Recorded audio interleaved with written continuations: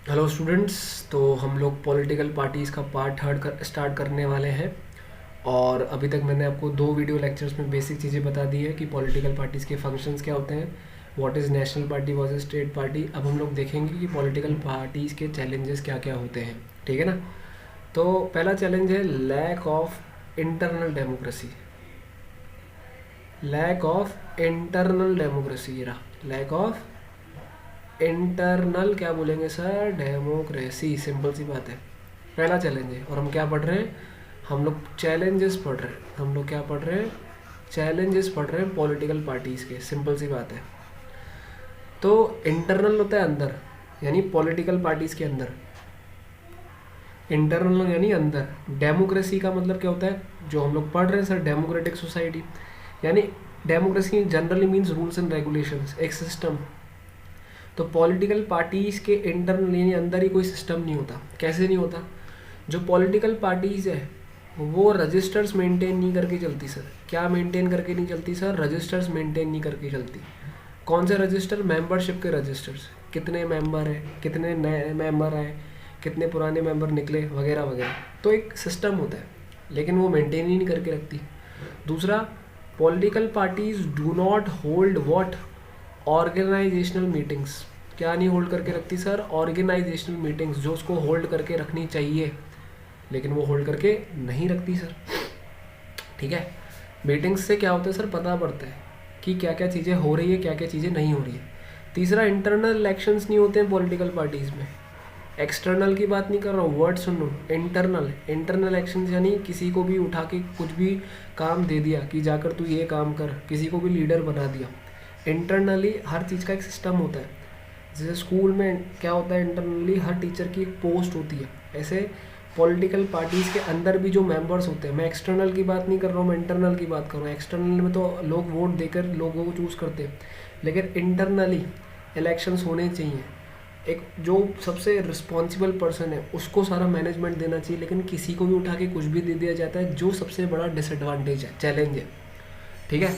और उसके बाद है सर, जितने भी जो मेंबर हैं उनको इन्फॉर्मेशन नहीं मिलती। जितने भी मेंबर है पॉलिटिकल पार्टीज़ के, उनको इन्फॉर्मेशन नहीं मिलती कि क्या चल रहा है पॉलिटिकल पार्टीज़ के अंदर। बेसिक इन्फॉर्मेशन, फंड से रिलेटेड इन्फॉर्मेशन, मैनेजमेंट से रिलेटेड इन्फॉर्मेशन। तो your first challenge is lack of internal democracy. Parties, political parties do not keep membership registers, they do not hold meetings, do not conduct elections, and they do not get, members do not get sufficient information. Your second challenge is dynastic succession. ये बहुत important है, ये तो आपको देखा भी है आपने। तो देखो, पॉलिटिकल पार्टीज ओपन तरीके से काम नहीं करती, हर चीज़ नहीं बताती, कोई ट्रांसपेरेंट प्रोसीजर नहीं होता पॉलिटिकल पार्टीज़ में। ठीक है बच्चों, यानी कहने का मतलब, जितने भी जो लीडर्स होते हैं पॉलिटिकल पार्टीज़ के, वो अपनी लीडरशिप का अनफेयर यानी पूरा फ़ायदा उठाते हैं, गलत तरीके से फ़ायदा उठाते हैं, अपनी पावर का पूरी तरीके से फ़ायदा उठाते हैं। और वो क्या करते हैं सर, फेवर कर देते हैं। क्या कर देते हैं सर, फेवर कर देते हैं फैमिली मेम्बर्स को। यानी अगर पॉलिटिकल पार्टी में जो लोग हैं, जो लीडर की पोजीशन पर है, वो अपने फैमिली वाले लोगों को पावर देते हैं, उनको आगे बढ़ाते हैं, उनको टिकट्स मिल जाती है, लेकिन जो बेचारे डिज़र्व करते हैं उनको तो मिलता ही नहीं है। तो ये डायनेस्टिक सक्सेशन है। डायनेस्टिक यानी मतलब फैमिली के लोगों को प्रायोरिटी। जैसे राजा के बेटे को राजा बनाया जाता था ना, ऐसे ही जो फैमिली का पर्सन लीडर है, जिसकी सबसे ज़्यादा पावर है, उसको क्या दिया जाता है सर, सबसे ज़्यादा पावर दी जाती है, फैमिली मेम्बर्स को टिकट दी जाती है, जिसके कारण बेचारे जो दूसरे लोग हैं उनके लिए अनफेयर हो जाता है। Unfair for what, unfair for other members. Simple सी बात है, यहाँ तक क्लियर हुआ। तो दूसरा पॉइंट क्या है सर, डायनेस्टिक सक्सेशन। कोई ओपन ट्रांसपेरेंट प्रोसीजर्स नहीं है। लीडर्स जो होते हैं वो अनफेयर एडवांटेज उठाते हैं और फेवर करते हैं फैमिली मेम्बर्स को, जो दूसरे लोगों के लिए अनफेयर हो जाता है, और उनको ही टिकट मिलती है जो फैमिली से जुड़े हुए हैं, रिलेटिव्स, दोस्त, जो कि गलत है। तो दूसरा क्या है, डायनेस्टिक सक्सेशन। तीसरा है, आगे बढ़ते हैं। तीसरा है money and muscle power. Money and muscle power का मतलब क्या होता है, मनी एंड मसल पावर यानी पैसे का पूरा पावर यूज़ करके पॉलिटिकल पार्टीज आगे बढ़ जाती है। यानी काफ़ी सारी जो पॉलिटिकल पार्टीज़ होती है वो शॉर्टकट यूज़ करती है डर्टी ट्रिक्स यूज़ करती है ताकि वो इलेक्शंस में क्या हो जाए सर, जीत जाए। आज तो बहुत कम होता है, पहले के टाइम पे बहुत ज़्यादा होता था, क्योंकि पहले सिस्टम इतना कोई अच्छा नहीं था। लेकिन आज तो सब इलेक्ट्रॉनिक सिस्टम हो गया, हर चीज़ की प्रॉपर रिकॉर्डिंग होती है। तो उन्हीं कैंडिडेट्स को नॉमिनेट किया जाता है जिनके पास खूब सारा बच्चों क्या होता है, पैसा होता है। वो can raise what sir, lots of money. इसका थोड़ा मैं कलर चेंज कर देता हूँ। Who can raise what sir, lots of what, lots of money. Is that clear? Simple सी बात है। और जो पॉलिटिकल पार्टीज होती है बच्चों, वो सपोर्ट करती है। अब बोलोगे सर किसको सपोर्ट करती है? क्रिमिनल्स को सपोर्ट करती है, और जिसके बेसिस पर वो इलेक्शंस क्या हो जाते हैं सर, जीत जाते हैं। समझ में आ रही बात अच्छी तरीके से? तो third challenge is money and muscle power. Shortcut and dirty tricks होती है ताकि इलेक्शंस को जीता जाए, और उन कैंडिडेट्स को नॉमिनेट किया जाता है जिसके बेसिस पर काफ़ी पैसा रेज होता है। और पार्टीज किसको सपोर्ट करती है सर? क्रिमिनल्स को, जो इलेक्शंस में क्या हो जाते हैं सर, जीत जाते हैं। उम्मीद है क्लियर हो रहा होगा आप सभी को, है ना? आगे बढ़ते हैं। और जो रोल है इलेक्शंस में, वो अमीरों का बहुत ज़्यादा क्या होता जा रहा है सर, बढ़ता जा रहा है। Role of rich people is increasing day by day, क्योंकि मनी एंड मसल पावर है ना, पॉइंट का मतलब ही यही है।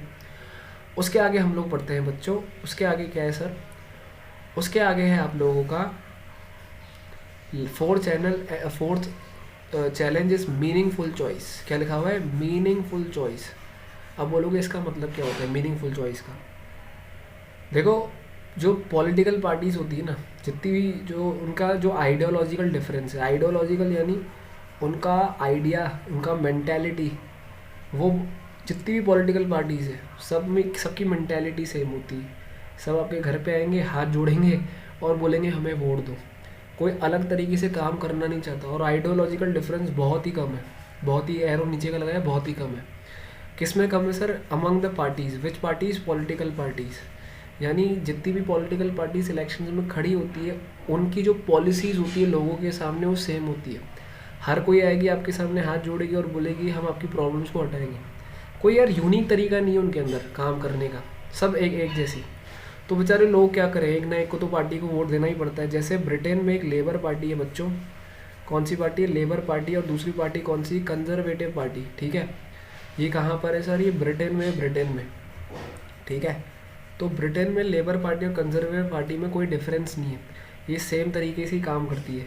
ठीक है, तो इस लेबर पार्टी और कंजर्वेटिव पार्टी का काम करने का तरीका ऑलमोस्ट सिमिलर है, थोड़ा बहुत डिफरेंशिएट होगा। उल्टा डिफरेंशिएट ज़्यादा क्या होता जा रहा है, बढ़ता जा रहा है। तो फोर्थ है, लोगों को एक चॉइस मिलनी चाहिए और लेकिन नहीं मिलती। तो ये चैलेंज है पॉलिटिकल पार्टी का सबसे बड़ा। तो पहला पॉइंट मैंने आप लोगों को क्या बताया था सर, एक बार रिवाइज कर लेते हैं sir. First point was lack of internal democracy. दूसरा पॉइंट क्या था? डायनेस्टिक सक्सेशन पॉइंट था, यानी जो फैमिली मेम्बर्स होते हैं उनको ज़्यादा प्रायोरिटी दी जाती है। उसके बाद मैंने आपको जो नेक्स्ट पॉइंट बताया था वो क्या था? नेक्स्ट पॉइंट था, it was money and muscle power. Shortcut and dirty tricks use की जाती है ताकि इलेक्शंस में जीता जाए। फोर्थ क्या था सर? मीनिंगफुल चॉइस नहीं होता, होना चाहिए। और पार्टी का जो आइडियोलॉजिकल यानी सबका काम करने का तरीका सेम है, सिमिलैरिटीज ज़्यादा है, डिफरेंसेस कम है।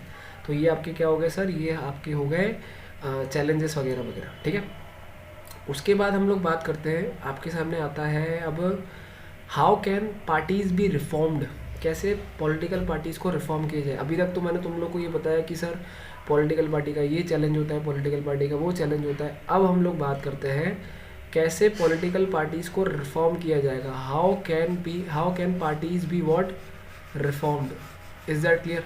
रिफॉर्म्ड कैसे होगी, तो उसको ढंग से समझना। जो कॉन्स्टिट्यूशन है हमारा, ध्यान से समझना, जो कॉन्स्टिट्यूशन है हमारा, जो क्या है सर? कॉन्स्टिट्यूशन। उस पहला पॉइंट है, कॉन्स्टिट्यूशन को अमेंड किया गया। अमेंड का मतलब क्या होता है? Amend means what? Amend means change. ठीक है, amend mean what? Amend mean change. और सबसे इम्पॉर्टेंट चीज़ आपको ये याद रखनी है, क्या चेंज किया गया। कई बार क्या होता था, एक पॉलिटिकल पार्टी के जो MP MLA होते हैं वो दूसरे में क्या हो जाते हैं, शिफ्ट हो जाते थे, तो बस पैसों के लिए, है ना। तो एक, और उसको डिफेक्शन बोलते थे। क्या बोलते थे सर? डिफेक्शन। एक MP MLA चेंज कर देते थे अपनी पोजीशन, दूसरी पॉलिटिकल पार्टी में चले जाते थे, जो कि सही नहीं है पैसों के लिए। तो कॉन्स्टिट्यूशन ने बोला कि अगर कोई ऐसा करेगा, ठीक है, to prevent elected MPs and MLAs from changing what parties, यानी कॉन्स्टिट्यूशन ने अमेंड किया, कॉन्स्टिट्यूशन को चेंज किया गया ताकि कोई MP MLA एक पॉलिटिकल पार्टी से दूसरी पॉलिटिकल पार्टी में शिफ्ट ना हो पैसों के लिए, और उसको डिफेक्शन बोलते थे। तो कॉन्स्टिट्यूशन ने बोला भाई, लॉ ने ऐसे बोला कि अब से अगर ऐसा कोई करेगा, एक जगह से एक पॉलिटिकल पार्टी में किसी दूसरी पॉलिटिकल पार्टी में कोई जाएगा तो उसकी सीट लूज़ हो जाएगी, सीट लूज़ हो जाएगी। यानी अब वो अगर बीजेपी का है वो किसी दूसरी में जाता है, कांग्रेस या कोई पॉलिटिकल पार्टी में सिर्फ पैसों के लिए वगैरह वगैरह, तो उसकी सीट लूज़ हो जाएगी, है ना। उसके बाद दूसरा पॉइंट क्या है, सुप्रीम कोर्ट जो है हमारी इंडिया की, उन्होंने मैंडेटरी कर दिया। क्या कर दिया सर? मैंडेटरी कर दिया। क्या मैंडेटरी? यानी कंपलसरी कर दिया कि जो भी पॉलिटिकल पार्टी का कैंडिडेट इलेक्शन में है, यानी पार्टिसिपेट कर रहा है, इलेक्शन में कंटेस्ट हो रहा है, उसको एफिडेविट फाइल करना पड़ेगा। Now what is this affidavit? Affidavit का मतलब होता है शपथ पत्र। क्या होता है सर एफिडेविट का मतलब? शपथ पत्र। और उस एफिडेविट में ये वो लिखेगा कि उसके ऊपर, उस कैंडिडेट के ऊपर कितने क्रिमिनल केसेस हैं। क्रिमिनल केसेस होते हैं बहुत सारे जो भी कैंडिडेट होते हैं इलेक्शन में, क्योंकि एक रूल है कि जिसके ऊपर क्रिमिनल केसेस हैं वो पार्टिसिपेट नहीं कर सकता इलेक्शंस में, ठीक है ना। तो एफिडेविट फाइल करना पड़ेगा, यानी शपथ पत्र, उसके अंदर लिखेगा कितने क्रिमिनल केसेस हैं प्लस उसके पास कितनी प्रॉपर्टी है, कितनी जायदाद है। तो पहला पॉइंट क्या बताया? डिफेक्शन, कि कोई चेंज नहीं कर सकता। दूसरा मैंडेटरी फॉर कैंडिडेट कि वो एफिडेविट फाइल करेगा। क्या फाइल करेगा? एफिडेविट। तीसरा, इलेक्शन जो कमीशन है हमारी इंडिया की, कौन सी कमीशन है सर? इलेक्शन कमीशन है हमारी इंडिया की। उन्होंने ऑर्डर दिया है। क्या दिया है सर? ऑर्डर दिया है कि जो भी ऑर्गेनाइजेशन है, यानी जो भी पॉलिटिकल पार्टीज़ है, वो इंटरनली इलेक्शंस कंडक्ट करेंगे। मैंने आपको बताया था इंटरनली इलेक्शंस नहीं होते, इलेक्शंस होने चाहिए, प्रॉपर सिस्टम फॉलो करना चाहिए। तो इलेक्शंस होने चाहिए, ऐसा किसने बोला सर? इलेक्शन कमिश्नर ने। इंटरनल बोल रहा हूँ, इंटरनल। और जितनी भी पॉलिटिकल पार्टीज़ है वो हर साल इनकम टैक्स रिटर्न भरेगी। क्या भरेगी sir? Income tax return. Income tax return के अंदर पता पड़ जाएगा कि पॉलिटिकल पार्टीज़ के पास पैसा कहाँ से आ रहा है, और लीगल तरीके से आ रहा है कि इलीगल तरीके से आ रहा है। तो फर्स्ट पॉइंट कौन सा पढ़ा सर हम लोगों ने? फर्स्ट पॉइंट मैंने आपको बताया डिफेक्शन वाला, दूसरा एफिडेविट वाला, तीसरा इनकम टैक्स वाला। कितना अच्छा है, ठीक है। अब हम लोग आगे बढ़ते हैं बच्चों, इस पॉइंट को पूरा ही कंप्लीट करके फ्री करेंगे। और भी रिफॉर्म्स हैं जिसके बेसिस पर पॉलिटिकल पार्टी को रिफॉर्म किया गया। और रिफॉर्म्स क्या है? What are the other reforms? ध्यान से समझना इसको, अदर रिफॉर्म्स को। लॉ बनाया गया, फोर्थ पॉइंट है लॉ बनाया गया, और ताकि जो इंटरनल अफेयर्स है, मैंने आपको एक चैलेंज बताया था, शायद आपको याद हो, मैं आपको दिखा देता हूँ। मैंने सारे बच्चों को चैलेंज दिखाया था, ये दिख रहा है आपको, ये lack of internal democracy. Yes sir, lack of internal democracy ना, अब लैक ऑफ हटा दो तो इंटरनल डेमोक्रेसी, यानी अगर इंटरनल डेमोक्रेसी नहीं है तो लॉ ने बोला कि इंटरनल डेमोक्रेसी होनी चाहिए। तो ये भी रिफॉर्म्स हो गया, ये भी रिफॉर्म्स हो गए। यानी लॉ बना कि जितने भी इंटरनल अफेयर्स हैं उस पर ध्यान देना चाहिए, फालतू कोई फ्रॉड ना हो, प्रॉपर सिस्टम से हर चीज़ को मेंटेन करके रजिस्टर मेंटेन करो, इलेक्शंस करो, मीटिंग्स करो, ठीक है। तो it is now compulsory, it is now what sir? It is now compulsory for what? For all the political parties, for all political parties, कि वो क्या मेंटेन करेंगे? रजिस्टर मेंटेन करेंगे। तो it is compulsory for all the political parties to maintain a register. Is that clear? Yes sir. और follow a what? Follow a constitution, constitution को follow करना है, जो भी पॉलिटिकल पार्टीज़ के लिए रूल्स बने हुए हैं। और ओपन इलेक्शंस होने चाहिए, यानी हर किसी को पार्टिसिपेट करने का पूरा मौका दिया जाएगा। तो फोर्थ पॉइंट क्या है? इंटरनल अफेयर्स, यानी चैलेंज, जो फर्स्ट चैलेंज था उसका उल्टा कर दो, लैक ऑफ हटा दो, तो इंटरनल डेमोक्रेसी होनी चाहिए। उसके बाद जो आपका नेक्स्ट पॉइंट है बच्चों, वो पॉइंट क्या है सर? वो पॉइंट है कि जो 1/3, क्या सर? 1/3, ठीक है। इसको थोड़ा चेंज कर देते हैं, हाँ, 1/3 जो सीट्स होगी, it should be reserved for womens. ये तो तुम लोगों ने कई बार पढ़ा है कि जो 1/3 सीट्स है वो रिजर्व्ड होनी चाहिए वुमेन के लिए। और क्वाटा बनाया गया किसके लिए सर? वुमेन्स के लिए, ताकि वुमेन्स को प्रायोरिटी दी जाए। मैं लिख देता हूँ, क्या दी जाए सर? वुमेन्स को प्रायोरिटी दी जाए, ठीक है। प्रायोरिटी देना बहुत ज़्यादा ज़रूरी है।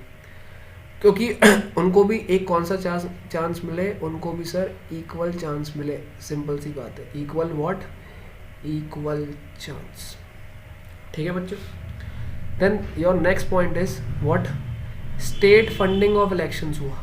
कौन सा इलेक्शन हुआ sir, state funding of election, last reform ही बच्चों। स्टेट फंडिंग ऑफ इलेक्शन का मतलब क्या होता है, स्टेट फंडिंग ऑफ इलेक्शन का मतलब कि जो गवर्नमेंट है इलेक्शंस के टाइम पर, that the government at the time of elections will support political parties, support करेगी गवर्नमेंट इलेक्शंस के टाइम्स में किसको सर, पॉलिटिकल पार्टीज को। समझ में आ रही बात, कैसे सर, क्या सपोर्ट, पेट्रोल का पैसा, पेट्रोल के लिए हेल्प करना, ठीक है, तो पेट्रोल के पैसे, पेपर जो भी डॉक्यूमेंट्री काम है उसका सपोर्ट, प्लस टेलीफोन के जो भी एक्सपेंसेस है वो उसका सपोर्ट गवर्नमेंट किसको करेगी सर, पॉलिटिकल पार्टीज़ को। तो 3 रिफॉर्म्स और कौन से पता है कि सर, एक तो इंटरनल अफेयर्स मेंटेन होने चाहिए, रजिस्टर होना चाहिए, कॉन्स्टिट्यूशन फॉलो करे पॉलिटिकल पार्टीज, ओपन इलेक्शंस हो, 1/3 सीट्स रिजर्व होनी चाहिए वुमेंस के लिए सर, इक्वल चांस मिले, और लास्ट में क्या बताया, there should be state funding of elections. ठीक है, तो these are total 6 points, total 6 points हैं सर। एक तो कॉन्स्टिट्यूट डिफेक्शन वाला, एक एफिडेविट वाला, और एक ये इनकम टैक्स रिटर्न वाला, और उसके अलावा जो 3 पॉइंट समझे। तो ये लिखने वाला का तो अपन का पूरा हो गया इस वीडियो में, समझ में आई बात। अब मैं जो नेक्स्ट वीडियो आऊँगा उसमें पॉलिटिकल पार्टीज़ के बारे में बताऊँगा और रीडिंग करवाऊँगा जो मैंने आपको ये करवाया। तो हमारे टोटल मैंने आप तुम लोग को 4 पेज बताए, challenges, lack of internal democracy, dynastic succession, और क्या बताया सर, और मनी एंड मसल पावर, और क्या बताया, मीनिंगफुल चॉइस। मीनिंगफुल चॉइस होनी चाहिए पर नहीं होती, तो दीज आर द 4 चैलेंजेस जो पॉलिटिकल पार्टीज़ के बेसिस पर लोगों को भी सामना करना पड़ता है, और खुद जो ईमानदार लोग हैं पॉलिटिकल पार्टीज़ के उनको भी फेस करना पड़ता है। ठीक है, तो finally this ends our 3rd video on political parties. Total 4 videos है इसके, 20-20 मिनट के, है ना। तो ये लिखते भी जाना जो भी है, और जो भी डाउट हो, जो भी प्रॉब्लम हो, मेरे को फीडबैक देना, आपको डेफिनेटली मैं क्लियर करवाऊँगा, और जल्दी आपकी लाइव क्लासेस भी थोड़े दिनों में मैं स्टार्ट कर दूँगा। ठीक है बच्चों, चलो बाय। हाँ, और पार्ट 2 भी अपन लोगों ने कर लिया था, है ना, पार्ट 1 भी अपन का हो ही गया था। चलो बाय।